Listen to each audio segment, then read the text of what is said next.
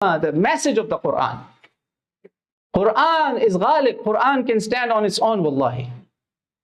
Because Prophet told us in his last khutbah, more than 100,000 people attended that khutbah. He says, I leave you, this is Sahih Muslim, I leave you with something that if you hang on to it, you will never go astray. And this is, لَن تَضِلُّوا بَعْدِي أَبَدًا. This is Kitabullah, Kitabullah, Kitabullah.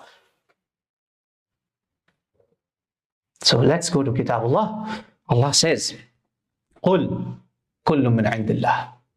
It's not the tectonic plates. Everything is by the order of Allah, by the permission of Allah, by the will of Allah. It's in the knowledge of Allah. Then he says in Surah Al-Hadid, ayah 22, ما أصاب من مصيبة في الأرض ولا في أنفسكم وما أصاب من مصيبة في الأرض ولا في أنفسكم إلا في كتاب من قبل أن نبرأها إن ذلك على الله يسير.